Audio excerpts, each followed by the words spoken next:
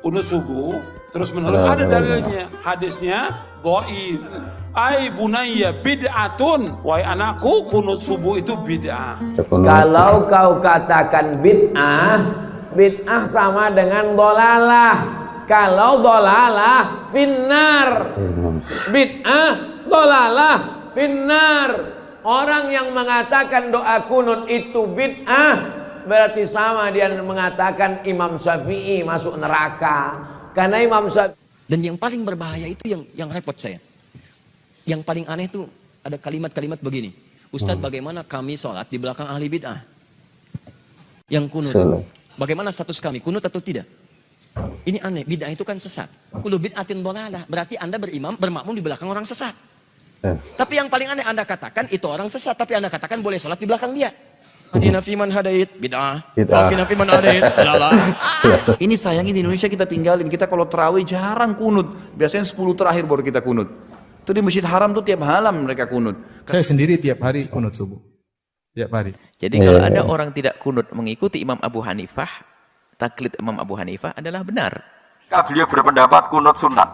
Itu tahun sekitar 1050 apa 150 sampai 204. Itu Ahmad bin Hanbal masih hidup, Imam Malik masih hidup.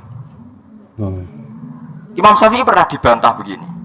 Kamu kan tahu ya Syafi'i bahwa Nabi hanya kunut 1 bulan kan? Masyhur kan Nabi itu pernah kunut hanya apa? 1 bulan.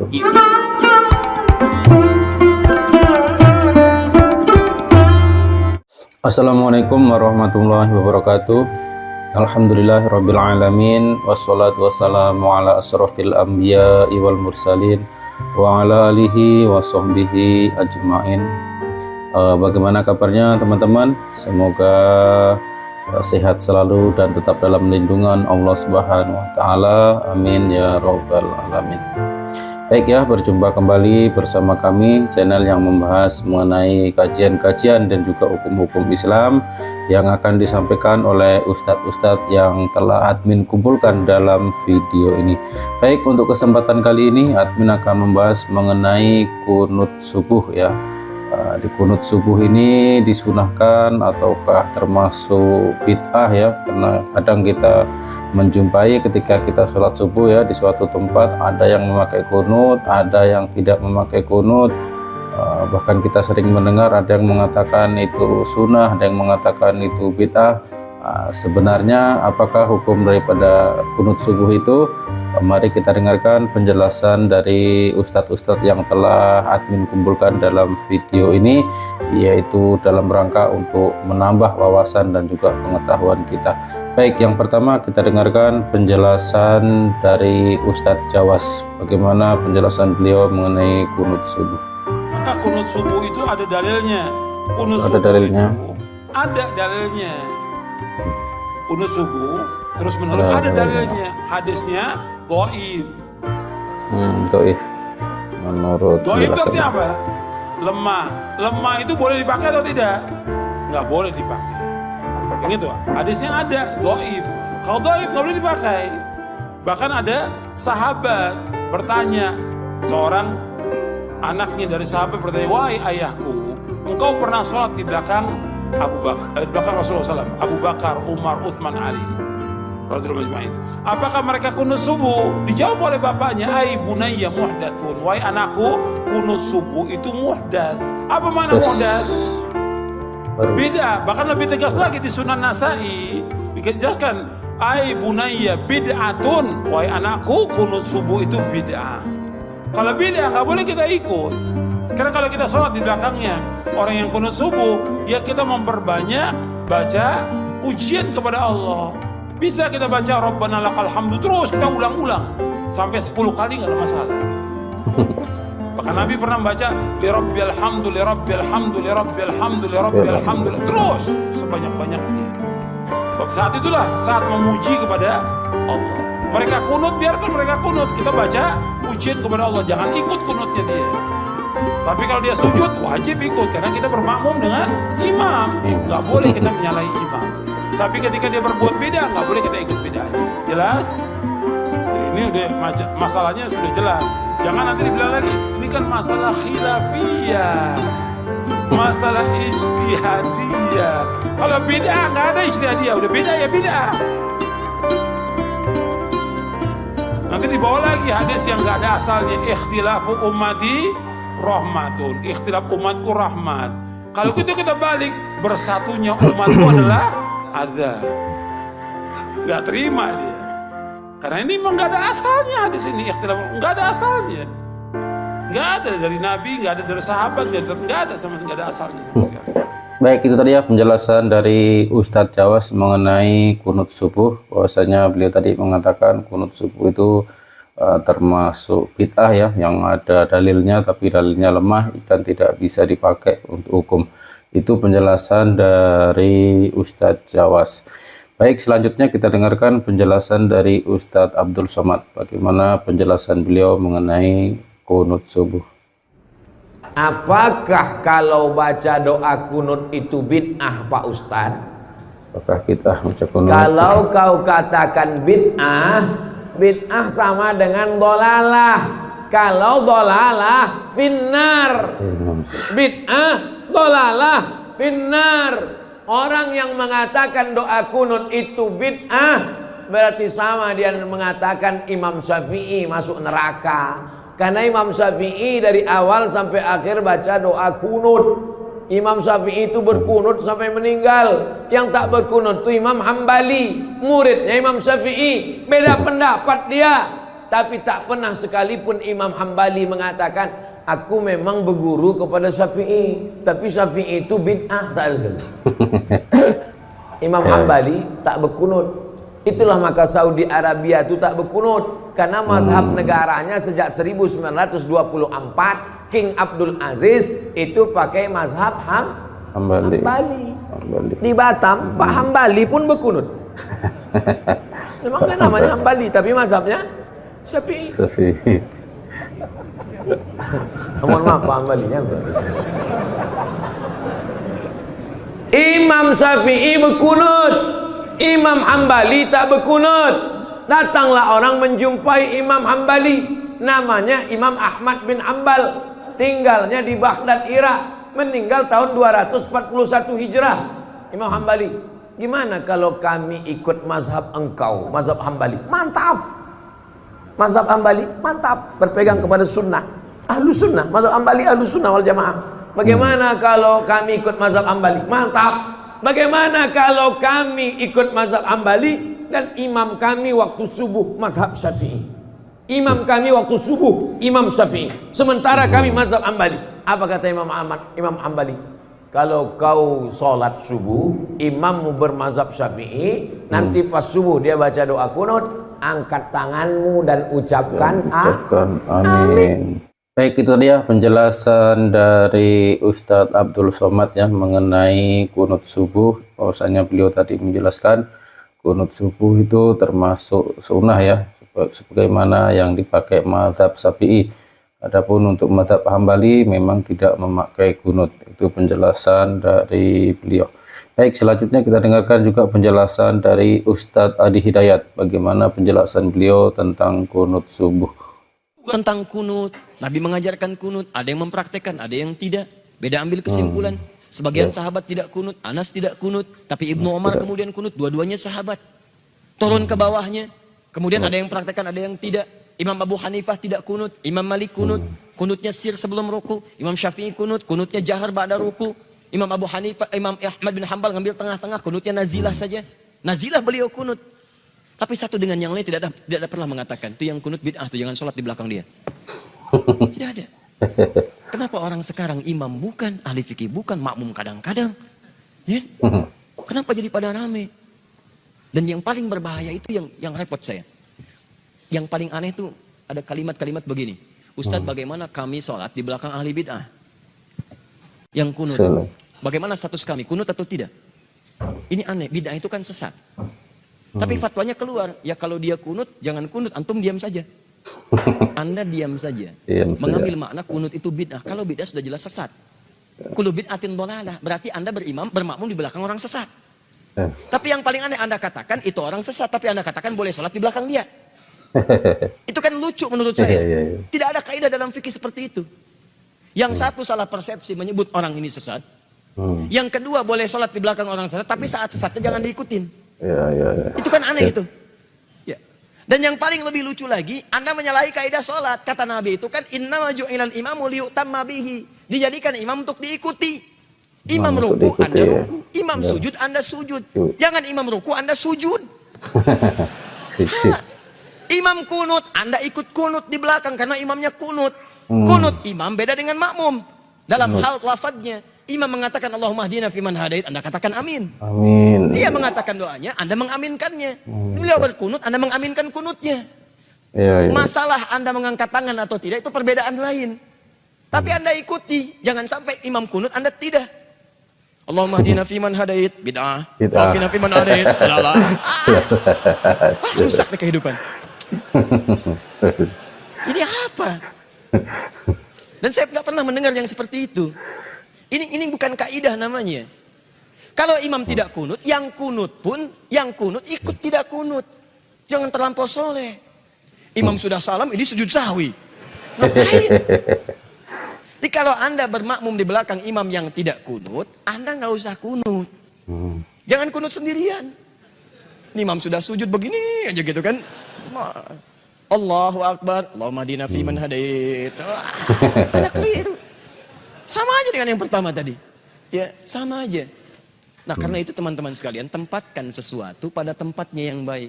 Kadang-kadang suka salah persepsi juga. Bahasa hadis, Anda harus pelajari dulu bahasanya. Kadang-kadang ada bahasa begini, kadzab. Dalam bahasa standar normal, kadzab itu dusta. Kadzib, dusta. Kadzab, terus-terusan berdusta. Tapi Anda mesti tahu, di bahasa dialek mana itu disebutkan. Bagi orang Hijaz, kalimat kadzib itu artinya khata, salah. Tiba-tiba Anda katakan dusta. Tuh dusta tuh. Yang melibatkan di sini dusta. Kuntu bid'ah. Pengertian bid'ah menurut sahabat dalam persepsi ilmu hadis Anda perlu belajar lagi.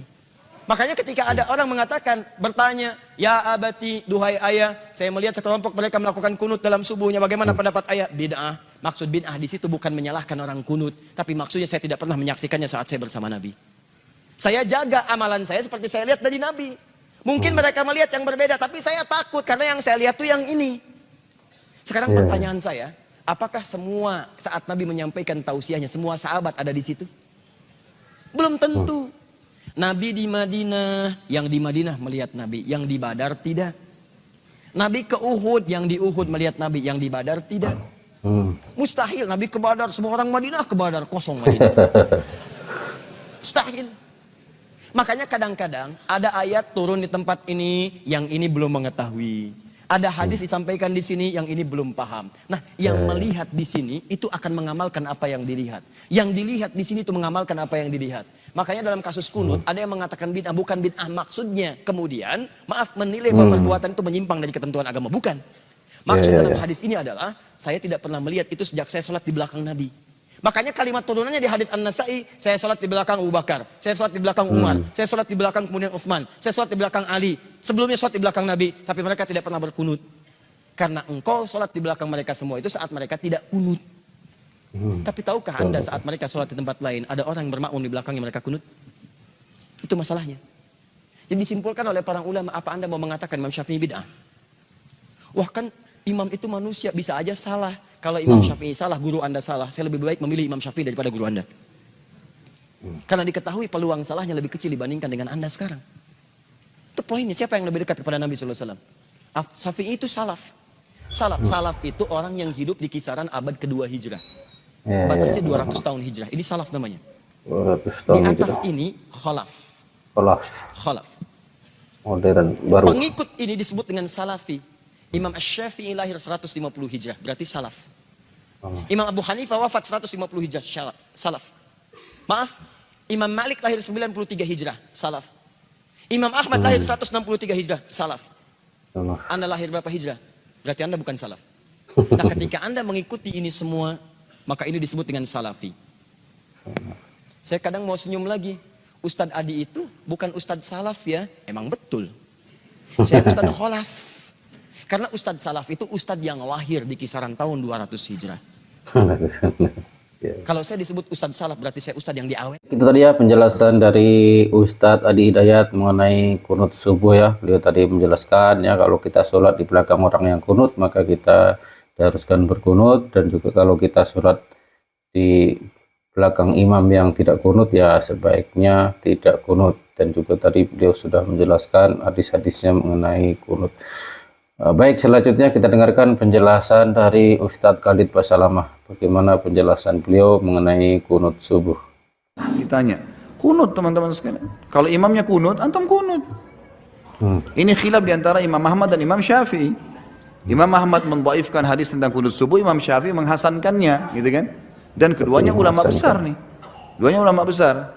Dan pernah Imam Ahmad ditanya, waktu itu Imam Ahmad ini pernah jadi muridnya Imam Syafi'i ya. Setelah mereka jadi bubar, maksudnya bukan bubar, berpisah maksud saya ya, berpisah.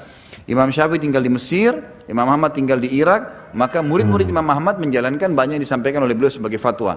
Lalu sempat muridnya bertanya, "Hai Imam, kalau kami sholat di belakang orang-orang yang madhab Syafi'i, apakah kami kunut?" Kata Imam Ahmad, "Kalau kau tidak mau kunut, jangan ikut sholat." Artinya harus kunut. Hormatin orang itu, karena ini hadis masih diperselisihkan, tapi hadisnya ada. Beda hadis maudhu ya, hadis bohong, itu baru lain. Gitu kan? Tapi kalau antum mau ngamalin sementara antum sendirian, antum sholat, memang orang jamaah sudah faham, antum jadi imam, silakan, juga nggak masalah. Jadi orang bisa saling menghormati, gitu kan? Tapi yang jelas khusus untuk kunut yang tidak diperselisihkan adalah kunut witir. Ini sayangnya di Indonesia kita tinggalin, kita kalau tarawih jarang kunut, biasanya 10 terakhir baru kita kunut.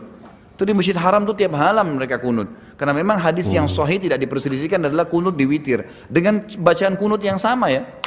Bacaan kunut yang sama, cuma ditambahkan dengan doa-doa. Itu tadi ya penjelasan dari Ustadz Khalid Basalamah mengenai kunut subuh. Sudah beliau jelaskan.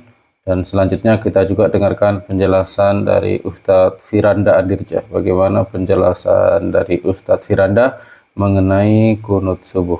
Kita bermakmum saat sholat subuh sedangkan imam kita kunut, apakah kita mengangkat tangan atau tidak dan tidak mengaminkan? Ya, kita kalau imamnya kunut maka kita ikut kunut, oleh karena kita angkat tangan dan kita mengaminkan. Ya, itu pendapatnya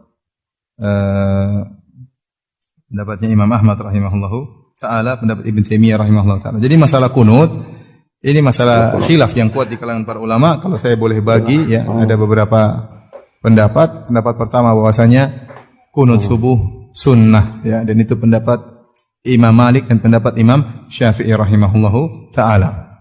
Kemudian juga didukung oleh pendapat dari Ibnu Hazm rahimahullahu ta'ala, mazhab Zahiriyah. Jadi Malikiyah, Syafi'iyah, Zahiriyah mengatakan kunut subuh setiap hari sunnah. Kemudian pendapat yang mengatakan tidak sunnah ada dua. Pendapat yang pertama adalah mazhabnya Imam Abu Hanifah mengatakan bahwasanya kunut subuh adalah bid'ah. Ya. Imam Abu Hanifah mengatakan kunut subuh adalah bid'ah. Adapun pendapat Imam Ahmad mengatakan kunut subuh tidak disyariatkan namun tidak disifati dengan bid'ah. Makanya Imam Ahmad mengatakan kalau ada yang kunut maka saya tidak celah. Kalau ada yang kunut subuh saya tidak celah. Bahkan Imam Ahmad berkata seandainya ada seorang kunut subuh tiap hari tapi mendoakan kebaikan bagi kaum muslimin dan mendoakan kecelakaan bagi orang-orang kafir, maka tidak mengapa meskipun tiap hari. Meskipun tiap hari. Adapun Al-Imam Ibnu Qayyim rahimahullah ta'ala, kemudian Az-Zahabi ya, beberapa ulama berpendapat sesekali kunut subuh tidak mengapa, karena datang dari sebagian sahabat mereka kunut subuh ya. Ini beberapa pendapat. Kalau saya bisa simpulkan, pendapat pertama adalah sunnah Malikiyah dan Syafi'iyah dan juga Zahiriyah. Pendapat kedua adalah bid'ah, adalah mazhab apa? Abu Hanifah. Kemudian yang ketiga Imam Ahmad, tidak dianjurkan namun tidak disifati dengan apa? Bid'ah ya. Dan dia tidak mencela orang yang kunut subuh meskipun tiap hari. Kemudian yang keempat, pendapat yang mengatakan sesekali kunut subuh tidak jadi masalah. Toh Nabi pernah kunut subuh. Sesekali kita kerjakan tidak ada masalah. Kenapa bisa banyak pendapat seperti ini? Karena masalah khilafnya kuat. Masalah khilafnya kuat, insya Allah nanti saat kita akan bahas secara detail dengan sanad-sanadnya agar kita tahu ternyata yang masalahnya permasalahan yang sangat kuat, tidak perlu kita perdebatkan, tidak perlu kita ribut-ributkan ya. Nanti mau kunut silakan, enggak kunut juga enggak apa-apa. Kalau ada imam mazhab Hanafi yang mengatakan kunut subuh bid'ah, khilaf menjadi dua pendapat. Bagaimana kalau seorang makmum salat subuh di belakang imam yang kunut? Maka sebagian ulama Hanafiyah mengatakan tidak perlu angkat tangan, dan sebagian ulama Hanafiyah mengatakan angkat tangan karena status antum adalah apa? Makmum. Dan ini masalah ijtihadiyah. Dari sini kita tahu pendapat banyak. Ya, maka tidak perlu kita kenceng-kencengan masalah ini ya, kita kenceng tidak pada tempatnya. Paham? Nanti insya Allah ada pembahasan tatkala sampai masalah kunut subuh kita akan bahas. Saya sendiri tiap hari kunut subuh. Tiap hari karena saya jadi makmum di belakang orang yang kunut subuh. Baik, itu tadi ya penjelasan dari Ustadz Firanda, sudah beliau jelaskan mengenai kunut subuh. Baik, selanjutnya kita juga dengarkan penjelasan dari Buya Yahya. Bagaimana penjelasan beliau mengenai kunut subuh. Salat apa? Doa kunut dalam salat subuh Doa kunut itu subuh. adalah sunnah yang sangat diharap di dalam madhab kita Imam Syafi'i radhiyallahu taala anhu. Madhab lain mengatakan tidak sunnah seperti madhab Imam Abu Hanifah. Jika ada orang tidak kunut lalu katanya dia ingin ikut Imam Abu Hanifah, ya orang benar, baik, nggak salah. Siap. Tapi kalau ada orang tidak kunut menyalahkan madhab Imam Syafi'i, dia telah salah. Imam Syafi'i juga pakai hujjah kok. Jadi kalau ada orang tidak kunut mengikuti Imam Abu Hanifah, taklid Imam Abu Hanifah adalah benar. Tapi kalau dia ikut kunut, dia meninggalkan kunut lalu mencaci yang kunut, dia salah. Karena Imam Syafi'i dengan hujjah-hujjahnya. Nah, kunut itu doanya adalah doa kunut jelas Allahumma hdini fiman hadait wa afini fiman afait sampai akhir. Cuman bagi siapapun yang tidak bisa menghafal kunut, maka jangan sampai Anda, karena Anda ikut madhab Imam Syafi'i, jangan sampai ketinggalan keutamaan kunut. Maka Anda bisa membaca doa apa saja. Barangkali karena Anda takut diketahui tidak hafal, ya jangan keras-keras deh. Baca aja Rabbana atina fid dunya hasanah. Jadi Anda tetap berdiri untuk kunut. Jadi kami perlu sampaikan dan perlu kita berpegang dengan madhab supaya kita tidak gampang terombang-ambing. Biarpun setelah itu kita mandang madhab lain adalah benar. Kita tidak perlu menyalahkan, tapi berpegang dengan madhab itu penting. Supaya istiqomah. Jangan sok tahu, oh ini saya bisa begini. Tidak. Anda sekali lagi Syafi'i, kunut adalah sunnah, bukan wajib, tapi sunnah, tapi sangat dihimbau. Maka dalam keadaan apapun hendaknya Anda tetap kunut. Kalau Anda tidak hafal, Anda baca doa yang lain. Doa apa saja. Nama kunut artinya juga mengadu, memohon. Doa termasuk di antara ada doa Rabbana atina fid dunya. Bahkan kalau jadi imam pun karena dia nggak hafal kunut, hafalnya Rabbana atina, ya sah-sah saja kok. Dan jamaah nggak usah protes, itu tahu bahwa imamnya karena nggak hafal. Tapi mendapatkan pahala sama. Jadi jangan sampai ada yang meninggalkan kunut. Itu dia penjelasan dari Buya Yahya mengenai kunut subuh ya. Salah satunya beliau menjelaskan memang kunut subuh ini sunnah yang sangat dianjurkan dalam madhab Imam Syafi'i. Baik, selanjutnya kita dengarkan penjelasan dari Gus Baha mengenai kunut subuh. Sunat. Nah Abu Hanifah, Imam Malik, Ahmad bin Hanbal darani boten napa sunat. Ana partai-partaian polling gak quick count menang. Ya menang telu kan? Telu musuh napa? Siji. Tapi Imam Syafi'i itu luar biasa. Ketika beliau berpendapat kunut sunat, itu tahun sekitar 1050 apa 150 sampai 204. Itu Ahmad bin Hanbal masih hidup, Imam Malik masih hidup. Imam Syafi'i pernah dibantah begini. Kamu kan tahu ya Syafi'i bahwa Nabi hanya kunut 1 bulan kan? Masyhur kan Nabi itu pernah kunut hanya apa? 1 bulan. Itu pun kunut nazilah. Itu pun kunut apa? Nazilah. Ini masyhur anna Rasulullah qanata syahron yatu ala ri'lan wa dzikwa na usaya asat Allah wa Rasulullah. Ini utang teks Muslim redaksine ngoten to. Anna Rasulullah qanata napa syahron napa sing ndongakno maksudna napa ala ri'lan wa dzikwan wa usaya asat Allah wa Rasulullah. Karena penduduk ini membunuh para hufadzul Quran, para hamalatil Quran. Imam Syafi'i jawab begini. Andaikan Nabi sholat sunat sekali saja qobliyah atau ba'diyah, apa menjadi sunat hanya sekali itu saja? Jawabnya penggemar-penggemar Malik Allah. Dia sunatun ila yaumil qiyamah. Saya sampean tak bedai Nabi sedekah pisan pindho apa tiap detik sedekah. Pisan pindho kan mosok sedekah mulai tangi turu nganti sare meneh kan ya ora mungkin. Tapi sunate sedekah ila yaumil qiyamah. Nabi poso Senin Kemis selalu apa sekedar pernah? Sekedar pernah kan. Tapi pas Senin Kemis sunat ila yaumil qiyamah. Nah, kunut itu Nabi tidak melakukan terus, tapi hukumnya kudu sunat ila yaumil qiyamah. Karena perilaku kunut tahu dilampahi kanjeng Nabi Muhammad sallallahu alaihi wasallam. Itu tadi ya penjelasan dari Gus Baha mengenai kunut subuh. dan juga penjelasan-penjelasan dari ustadz-ustadz yang telah kami tampilkan dalam video ini. Mudah-mudahan menjadi tambahan ilmu bagi kita dan juga bermanfaat bagi kehidupan kita. Dan juga buat teman-teman yang mau berdiskusi, silahkan tulis di kolom komentar ya. Mana tahu teman-teman ada yang mempunyai hadis atau pengalaman atau rujukan mengenai kunut subuh, bisa berdiskusi nanti di kolom komentar. Terima kasih, jangan lupa like dan subscribe. Assalamualaikum warahmatullahi wabarakatuh.